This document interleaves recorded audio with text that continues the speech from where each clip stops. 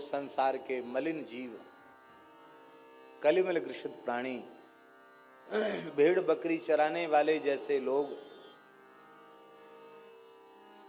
भगवान नाम हीरा है, उसकी कीमत नहीं जानते। उसका कई बार जैसे तैसे प्रयोग भी कर देते हैं। सामान्य परिस्थिति में भी नाम की शक्ति लगा देते हैं। लेकिन श्री गोस्वामी तुलसीदास जी, श्री कबीरदास जी, श्री रैदास जी, श्री नानक जी, श्री चैतन्य जी, श्री रामानुजाचार्य जी, श्री रामानंदाचार्य जी, ये इत्यादि ये जो महापुरुष हैं, ये महापुरुष जौहरी हैं और ये भगवान नाम की महिमा को अच्छी प्रकार से जानते हैं। इसलिए भगवान नाम का प्रयोग कभी वे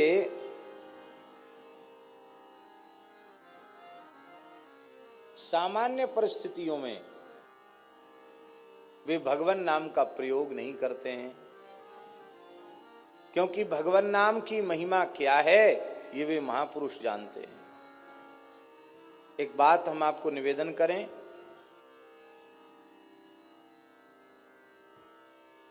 एक बहुत बड़े विद्वान थे, इतिहास प्रसिद्ध विद्वान,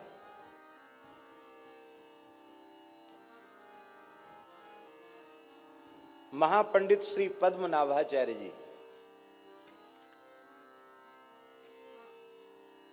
बहुत उच्च कोटि के विद्वान। सुना जाता है उनके बारे में, उनको भगवती सरस्वती का दर्शन हुआ था और सरस्वती ने उन्हें वर दिया था कि संपूर्ण शास्त्रों को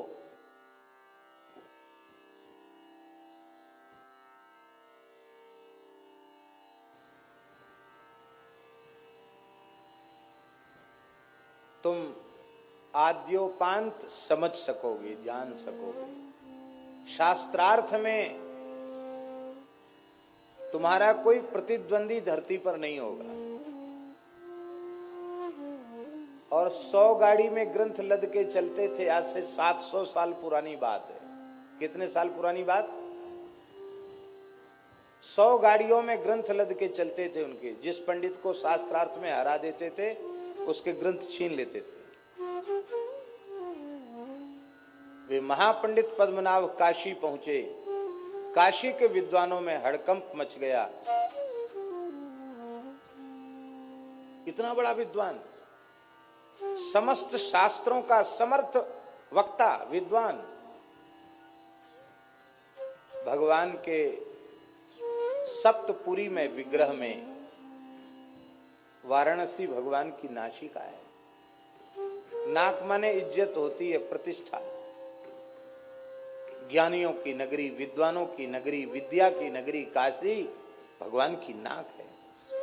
काशी के विद्वान घबराए, हम लोग एक एक विषय के पंडित हैं, वे समस्त शास्त्रों का पंडित है, सरस्वती का वर इससे प्राप्त है। कहीं ऐसा न हो कि हम लोग हार जाएं तो काशी की नाक कट जाए। तो विद्वानों ने काशी विश्वनाथ जी की उपासना की। विश्वनाथ जी के मंदिर से आवाज आई कि काशी की प्रतिष्ठा बचाने का एकमात्र उपाय है संत कबीरदास जी के साथ इसका शास्त्रार्थ करा दो। पंडित कहने लगे कि कबीरदास जी की तो योग्यता का प्रमाण पत्र है, मसी कागज छुओ नहीं, कलम गही नहीं हाथ है। कागज कलम दवात से, स्याही से कभी उनका काम ही नहीं पड़ा। एक निरक्षर भट्टाचार्य को एक महापंडित से शास्त्रार्थ कैसे कराया जा सकता है? पर भोले बाबा की आज्ञा है, जरूर कोई न कोई चमत्कार होगा।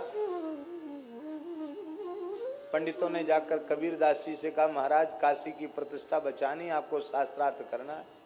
कबीरदास जी हंसने लगे, बोले हम जानते नहीं शास्त्रार्थ क्या होता, हम क्या करेंगे शास्त्रार्थ। हम तो इतना जानते हैं, पोथी पढ़ी पढ़ी जग मुआ, पंडित भया न कोई, ढाई आखर प्रेम का, पढ़े सो पंडित होए। तब विश्वनाथ जी की आज्ञा, आपको चलना पड़ेगा। बोले विश्वनाथ जी की आज्ञा सिरोधार्य है, पर उन पंडित जी को आप यहां ले आओ, हम कहीं चलकर जाएंगे नहीं। बोले ठीक है। पंडितों ने पद्मनाभ जी से कहा, महाराज काशी विद्वानों की नगरी है, एक एक करके अलग अलग शास्त्रार्थ करोगे, बरसों लग जाएंगे। एक हमारे यहाँ के महान संत हैं कबीरदास जी, वे विजयी होते हैं तो काशी की विजय है, और वो पराजित होते हैं तो काशी की पराजय है। हम सब पंडित विजय पत्र लिख देंगे आपको।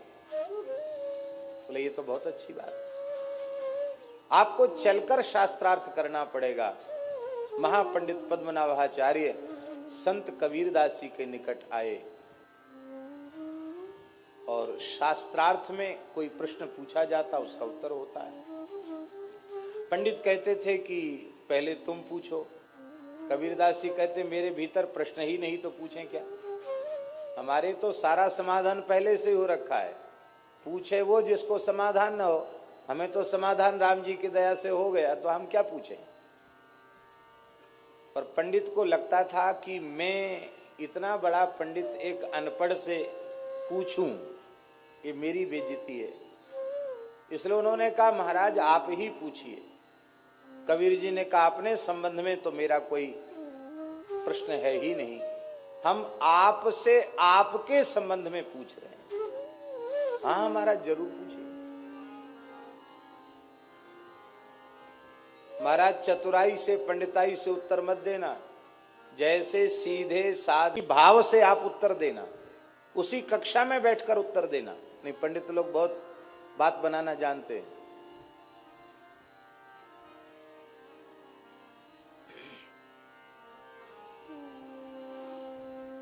हाँ महाराज पूछिए। श्री कबीरदास जी ने पूछा, पढ़ी समझे पढ़ी समझे या समझी पढ़े, अहो कहो द्विज राय, सुन कबीर की बेन को, पंडित गयो चकराय। तत्वज्ञानी संत कबीर की वाणी विचित्र। उन्होंने कहा पंडित जी हमें ज्यादा नहीं पूछना आपसे आपके बारे में, आपने पढ़ के समझा कि समझ के पढ़ा। क्या कहा? आपने पढ़ के समझा कि समझ के पढ़ा। आखिर तो महान शास्त्रों के मर्मज्ञ विद्वान थे, इतना गूढ़ प्रश्न मेरे बारे में कर रहे हैं। बहुत देर तक पंडित जी मौन रहे, और अंत में उन्होंने कहा, बाबा सच्ची बात यह है, न मैंने समझ के पढ़ा और न मैंने पढ़ के समझा। कैसे? बोले यदि समझ के पढ़ा होता तो सबका फल है भजन, हम भजन में लगे होते, इस प्रतिष्ठा सुक्री विष्टा के संचय में, मान बढ़ाई के धन के संग्रह में हम न लगे होते। क्योंकि संपूर्ण शास्त्रों के ज्ञान का फल है भगवत साक्षात्कार, भगवान में प्रेम। न हमें प्रेम हुआ, न भगवान की अनुभूति हुई। पढ़ लिख करके भी हम जिसे समझना चाहिए उसे नहीं समझ पाए। समझना किसको है? भगवान वेद कह रहे हैं, यस्मिन् विज्ञाते सर्वमिदं विज्ञातम भवति। उस एक तत्व के बोध से सबका बोध हो जाता। भगवान को जान लिया तो सबको जान लिया, और सब कुछ जान लिया, भगवान को नहीं जाना तो कुछ नहीं जाना।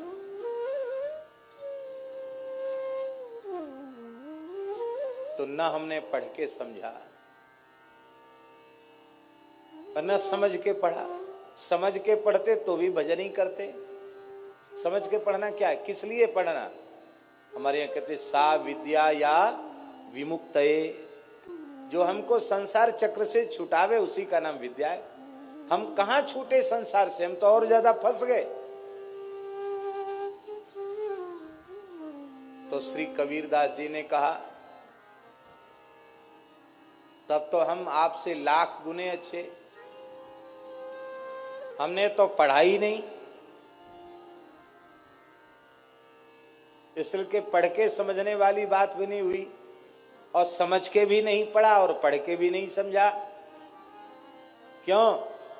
बोले हमारे गुरुदेव श्री मदाद्य रामानंदाचार्य भगवान ने केवल एक ही बात कही थी, बच्चा राम राम करो। बस मैं राम राम करने लग गया, और राम राम जपते जपते जो पढ़ के समझते हैं लोग और जो समझ के पढ़ते हैं, वो केवल राम राम करके मैं समझ गया।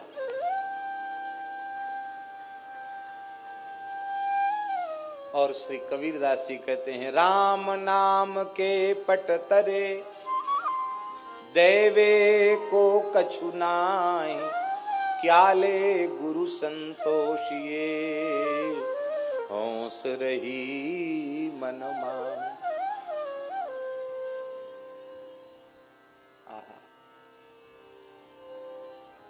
इतने बड़े महापंडित के अहंकार को कबीर जी ने चूर कर दिया। फिर अभी भी समर्पण नहीं हुआ। हमारा समर्पण जल्दी होता नहीं। आगे उत्साह तो उनका ठंडा पड़ गया कि आगे कुछ नहीं बोलना, चुप हो गए, उठ के चले गए। लेकिन अभी उनका समर्पण नहीं हुआ था, अहम शून्य वे नहीं हो पाए थे। विश्वनाथ जी ने विचार किया, इतना बड़ा विद्वान यदि इसका भी उद्धार न हो तो शास्त्रों की महिमा क्या है, संत की महिमा क्या है। कबीरदास जी जैसे संत से मिलने के बाद इसका कल्याण होना चाहिए। कल्याण कैसे हो? तो ऐसा कोई दृश्य उपस्थित हो कि इसको वैराग्य हो जाए। तो महापंडित पद्मनाभ सायंकालीन संध्या वंदन कर रहे थे, एक पीपल के नीचे बैठ के संध्या कर रहे थे। काशी की बात है। तो उनको एक दृश्य भगवान विश्वनाथ जी ने दिखा दिया। उनको दिखाई पड़ा कि पीपल की सब डालियों पर कोई न कोई भूत प्रेत बैठे हैं। एक डाली खाली है, एक भूत आया उस पर बैठ गया। तो जो पहले बैठे थे ना शाखाओं पर भूत, वो सब झगड़ने लगे। बोले तू यहाँ कैसे बैठा, इस पर मत बैठ। बोले सब डालियां भरी हैं, यही खाली है इसलिए इस पर बैठ गया। बोले खाली तो है पर ये रिजर्व है, पहले से आरक्षित है। ये किसके लिए? बोले महापंडित पद्मनाभ मर के प्रेत बन के इसी पे रहेगा, उसके लिए आरक्षित है। दूसरे प्रेतों ने कहा भला इतना बड़ा शास्त्रों का विद्वान पंडित, संध्या गायत्री संपन्न ब्राह्मण, भला प्रेत क्यों बनेगा?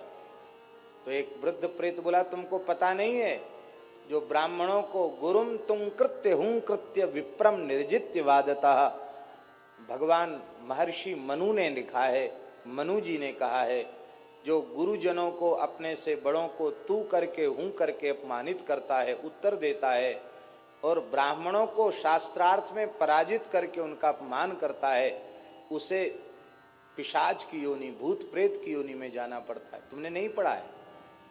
इसने तो न जाने जीवन में कितने ब्राह्मणों को अपमानित किया है, ये तो अवश्य ही प्रेत बनेगा। तब एक प्रेत बोला इतना बड़ा पंडित प्रेत बने ये अच्छी बात नहीं, हम लोग अनुभव कर रहे हैं प्रेत योनि कितनी दुखदाई है, ये बच सकता है क्या? बोले हाँ बच सकता है। ये यदि अहंकार शून्य होकर संत कबीरदास जी के चरण पकड़ ले तो बच सकता, नहीं तो नहीं बच सकता। अब तो महाराज दौड़े पद्मनाभ जी और कबीरदास जी के चरणों में पड़ गए। बोले महाराज अब आप कृपा करके हमें अपनाइए, मेरी रक्षा कीजिए, मेरा उद्धार कीजिए। कबीरदास जी ने कहा अब तक जितना पढ़े लिखे थे सब गंगा जी में बहा के आओ। मने कोरे कागज पे न लिखा जाएगा, कागज पहले से भरा हुआ है, लिखोगे क्या? शास्त्र का अहंकार भी एक अहंकार होता है, विद्या का अहंकार भी अहंकार होता है, उसको धो करके आओ। स्नान करके गंगा जी में पद्मनाभ आए। बोले मैं एकदम कोरे कागज के जैसे होके आया हूं, कोरा घड़ा बन के आया हूं, रिक्त घट होकर के आया हूं।